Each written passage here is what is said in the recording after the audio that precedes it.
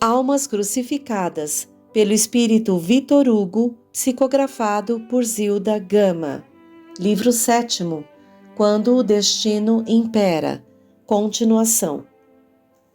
Houve um interregno no diálogo dos consortes, após a chegada de Lúcio, cuja alegria se manifestava no rostinho angélico, com a destra entrelaçada à do pequenino Ismael, que então já contava 3 anos de idade e, como descendente de napolitanos, era trigueiro, de cabelos negros, olhos expressivos, tristes e luminosos, sendo o seu organismo débil em demasia. Apesar da diferença social que existia entre ambos, eram inseparáveis, consagrando-se mútua afeição. Dioneia, ao vê-los, beijou-os com ternura maternal, e pela palestra estabelecida entre ela e as crianças, logo Cláudio percebeu a presença de ambos que se haviam aproximado, e por determinação daquela foram falar-lhe. Notou ele, porém, tanta frieza na saudação das 2 crianças, tanta falta de espontaneidade, que não se conteve e disse com indizível amargura: como se elucidam as anomalias da existência humana, Dioneia. Lúcio e Ismael, que não são parentes, estimam-se como se fossem irmãos, enquanto que eu, tratando-os sempre com dedicação paternal, só lhes inspiro aversão. Não esqueças, Cláudio, que nas odiosidades e nas afeições espontâneas influem as reminiscências de uma vida anterior. Pena é que não possas distinguir as feições do amiguinho inseparável de Lúcio. Já sei a que te referes, Dioneia, falou Cláudio com um visível desagrado. Já me disseram que Ismael muito se parece com o teu primeiro consorte, não é verdade? Sim.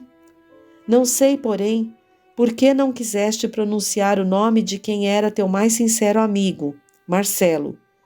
Se eu houvesse notado de início essa manifesta semelhança fisionômica de Ismael com a do Marcelo, este seria o seu nome. Cláudio empalideceu e, defendendo-se de qualquer suspeita referente ao assassínio do amigo, respondeu afetando serenidade de ânimo: evito quanto posso pronunciar o nome dos que morreram. Já observaste que raramente pronuncio o nome de meus próprios pais? Sim, mas não percebo a razão de omitires a designação dos seres amados. Eu procedo de modo contrário. Cláudio ouvia a esposa com manifesto interesse e, por vezes, voltou para onde estava ela, os seus apagados e inexpressivos olhos, como que desejando fazer esta pergunta: por que, se o pequenino Ismael comprova a presença de Marcelo em nosso lar, tendo sido o meu melhor amigo, não tolera de bom grado a minha presença? Ele o compreendeu, sem que falasse, de certo temendo alguma resposta elucidativa de Dioneia sobre a causa da aversão que lhe votavam os 2 infantes. Reinou silêncio no recinto. Cláudio, talvez para que a consorte não desvendasse totalmente o seu íntimo suplício, perguntou com timidez: como interpretas a repulsa de ambos contra mim? Tateamos ainda as trevas dos arcanos da vida humana, Cláudio. Estamos rodeados de enigmas, passados e futuros, e lutando com as sombras que os envolvem. Não podemos dar-lhes cabal interpretação. Os esposos quedaram-se novamente em opressor silêncio. Os pequeninos que se aproximaram de Dioneia beijaram-na sorridentes, e um deles, Lúcio, falou: mãezinha, nós queremos estudar na escola de Elcio Severus. Tão pequenos assim e já querem estudar? Sim, respondeu Lúcio com firmeza, após breve meditação. Escutando o pedido, Cláudio não deixou de sorrir. Dioneia disse novamente a Lúcio e Ismael: vocês ainda são muito pequeninos, mas, visto o desejo que têm de estudar, quero saber se a mãezinha pode ser a professora dos 2, e não Élcio Severus. Sim, mãezinha, mas havemos de nos sentar com os outros meninos. Eu quero aprender a harpa também, concluiu Lúcio. Eles querem a convivência com as outras crianças que aqui vêm estudar, Cláudio, observou Dioneia sorrindo. O castelão tateava para a frente, desejoso de encontrar as cabecinhas dos dois meninos. Aproximem-se do paizinho, meus queridos, falou Dioneia depois de acariciá-los ternamente. Ambos, emudecidos, foram oferecer os rostos aos beijos de Cláudio, que teve uma crise de enternecimento, ovalhando-lhes as cabecinhas com lágrimas de intensa emoção. As crianças fitaram-no sem compreender o motivo daquela explosão de ternura, e após, Lúcio disse: Vamos embora, Ismael. Eles me detestam, Dioneia, exclamou Cláudio, ouvindo o rumor dos passos das duas crianças que se afastavam. Meu amigo, respondeu Dioneia entristecida, creio que te estimam bastante. É a timidez que os torna um tanto retraídos contigo. Assim, terminando a palestra com o consorte, Dioneia foi ao encalço dos dois pequeninos e, apertando-os ao seio, falou ao filho: Lúcio, prometes à mãezinha que de hoje em diante serás amiguinho de Cláudio, que está em lugar de teu paizinho que não conheceste? Prometes dar-lhe um beijo? Por que não gostas dele? Não sei, respondeu a criança após ligeira reflexão. Qual o motivo por que não gostas de Cláudio, amorzinho? Porque é feio e mau. Ele está doente, filhinho, e por isso não pode ser bonito. Mas não devemos amar só os que têm beleza. Se a mãezinha ficar horrível, deixarás de lhe ter amor? Não, eu e Ismael não gostamos dele, mas da mãezinha gostamos muito e muito. Ele era muito mau. Como sabes que Cláudio era mau? Eu sonhei que ele nos matou. Mas não estás vivo novamente? Não te lembres mais desse sonho, Lúcio. Os dois devem ter compaixão de Cláudio, que não pode enxergar, como nós vemos as plantas, as flores, as aves e o céu estrelado ou com o sol. Cláudio não enxerga mais, filhinho. Compreende quanto ele sofre? Ele é bom para os meus filhinhos e para a mamãezinha. Sim, agora vamos ter pena de Cláudio, mãezinha, respondeu Lúcio. Mas havemos de dar mais beijos na mãezinha, sim? O solar da Galileia ficou integralmente metamorfoseado, alindara-se, tornou-se verdadeiramente confortável e acolhedor. As crianças mereciam os maiores desvelos da castelã. 2 abalizados professores encetaram o ensino moral e primário para a infância e adultos que desejavam estudar.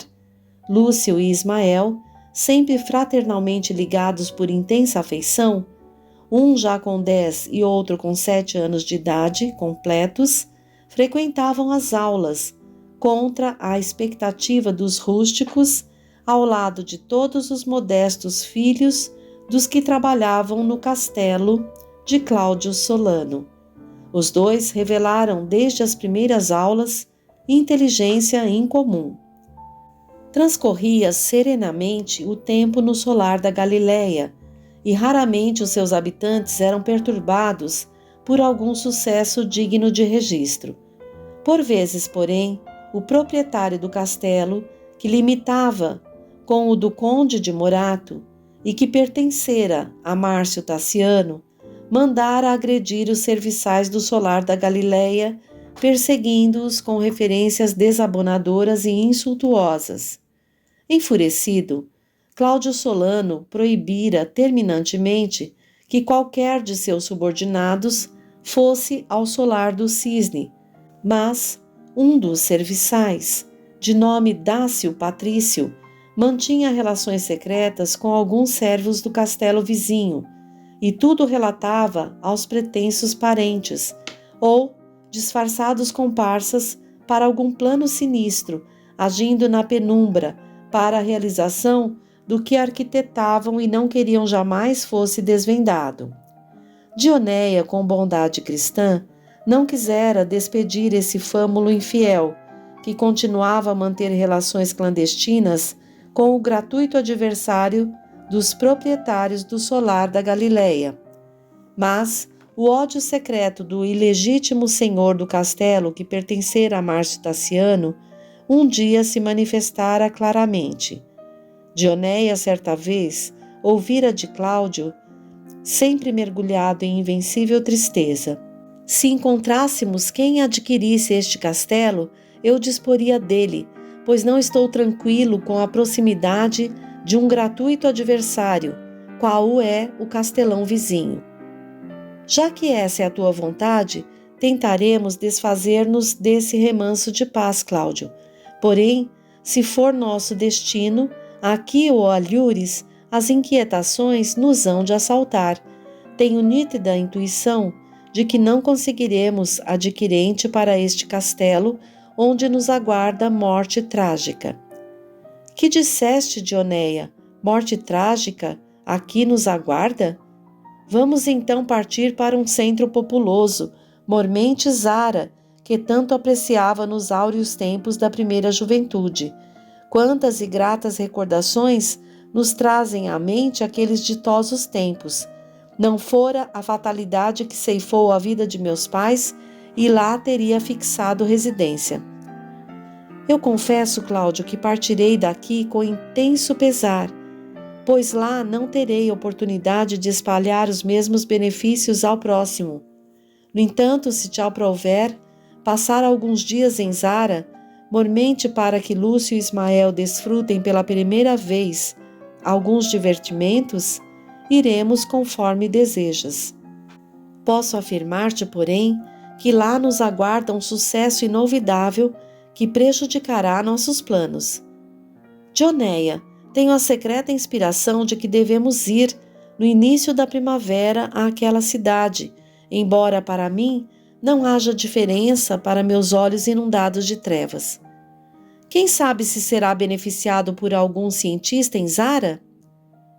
A esperança para meu coração é uma planta estiolada, na qual jamais abrolhará uma folha ou uma flor, respondeu o castelão com infinita amargura. Certa tarde, ao término das aulas, surgiu Dioneia no salão, de braço entrelaçado ao de Cláudio, para demonstrar assim que ele estava ciente de acordo com as suas resoluções, e falou aos encarregados das lições: Mestres, lembrei-me de auxiliar-vos, encetando o ensino de música, a maravilha de todas as artes. Podeis, contudo, contratar, com a nossa autorização, um outro professor para a lecionar. A música há de concorrer para suavizar as tristezas da vida, inspirando elevados ideais. Senhora, as vossas ordens serão fielmente cumpridas, respondeu Elcio Severus. Permitireis, porém, que formule uma observação?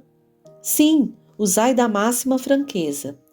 Senhora, eu mesmo poderei encarregar-me de transmitir esse ensino, pois fui aluno de competente musicista.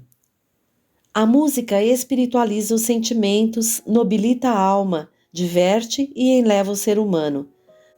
Tenho notado que, quando transmito lições de música aos meus 2 filhinhos, várias crianças fixam em ambos olhares entristecidos, com secreta e incontida amargura ou inveja, talvez revolta muda, julgando-os, talvez, 2 privilegiados por Deus. E, depois alteando a voz, Dioneia perguntou às crianças: Quem quer aprender música como o fazem Lúcio e Ismael? Eu! Exclamaram todas, erguendo alegremente as mãozinhas. Vamos então render graças ao Criador, a fim de que possamos pôr em prática as aspirações do céu. Antes que iniciasse a oração, Dioneia murmurou: A prece é a luminosa linguagem da alma, com a qual falamos ao Pai Celestial. Quem não reconhece o seu poderio e a sua magnanimidade, não é digno de ser chamado filho de Deus. Lúcio já completara 12 e Ismael 9 anos de idade. Ambos possuíam notável lucidez mental, percepções psíquicas que ultrapassavam o normal das outras crianças da sua idade. Já sabiam ler e estavam aprendendo harpa, ora com a desvelada Castelã, ora com Elcio Severus. A única criatura que, naquele remanso de paz espiritual, não se conformava com o destino, nem se considerava ditoso, era Cláudio, embora bendissesse a presença da consórcia de existência, convívio que sempre lhe confortava o coração, com exortações salutares ou inspirações siderais. Uma tarde, estando ele mergulhado com intensa meditação, Dioneia aproximou-se e, como era hábito seu, colocando a destra sobre seu braço esquerdo, falou-lhe: Cláudio, necessito ir a Zara, a fim de adquirir artigos escolares, outros de uso doméstico e alguns instrumentos musicais, visto que diversas crianças revelam predicados artísticos, e eu desejo fornecer-lhes tudo quanto lhes possa favorecer a vocação. Aproxima-se o inverno, que promete ser rigoroso, e eu pretendo também adquirir cobertores e agasalhos para os que nos servem. Suponho que os dispêndios não serão reduzidos, mas algo me adverte de que este ano será a última estação hibernal que passarei no plano terreno. Por que me amarguras, Dioneia, com essas fúnebres previsões? Acaso não percebes a desventura que me constringe incessantemente o coração? Devemos habituar-nos com a ideia da morte, sem receios do além, tendo apenas a precaução de cumprir os deveres com o máximo escrúpulo. Somos eternos peregrinos, Cláudio, e não devemos arraigar-nos ao solo. Não façamos ideia lúgubre da morte, pois às vezes ela é a transição suave de uma vida de lutas e de decepções para outra serena e luminosa, na qual vamos encontrar muitos seres amados que nos precederam no além. Algo de imperioso e grave me atrai há dias à capital da Dalmácia, e sei que não devo desobedecer às vozes insistentes dos amigos invisíveis.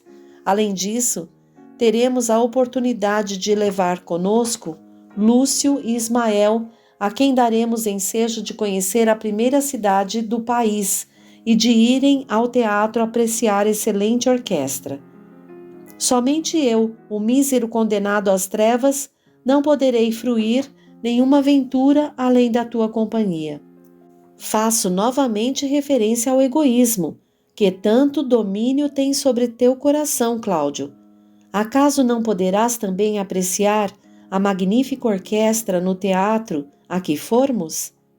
Sim, mas a música muito me emociona e entristece, sendo esse o único entretenimento no qual posso tomar parte. É mister que te resignes, Cláudio. Subitamente Dioneia empalideceu, ergueu o braço direito e, com o timbre de voz metamorfoseado, assim falou: Irmão, podeis formular a interpelação que tendes em mente. Obrigado por haverdes penetrado o meu íntimo. Não é propriamente uma interpelação, mas um anelo que desejo formular e ver realizado. Respondeu Solano com tristeza. Ouvi-me, deveis perceber que, para mim, Dioneia é o único e mais precioso de todos os tesouros terrenos. Ela teve intuição de que, em limitado tempo, vai desprender o nobre espírito para certamente ascender às paragens estelares. Ela é luz, eu sou trevas.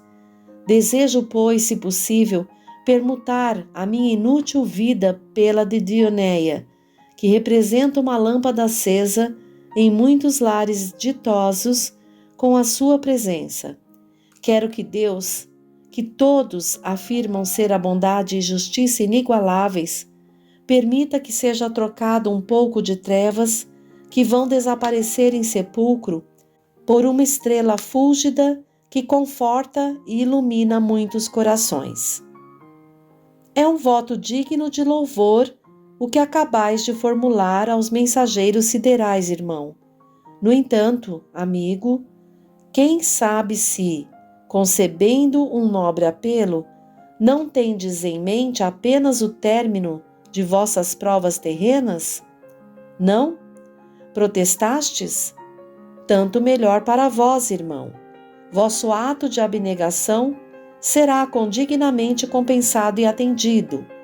Confiai, pois, na proteção dos invisíveis e celestes mensageiros que inspiram a irmã Dioneia realizar uma excursão até Zara, para que se cumpram as determinações do Tribunal Supremo.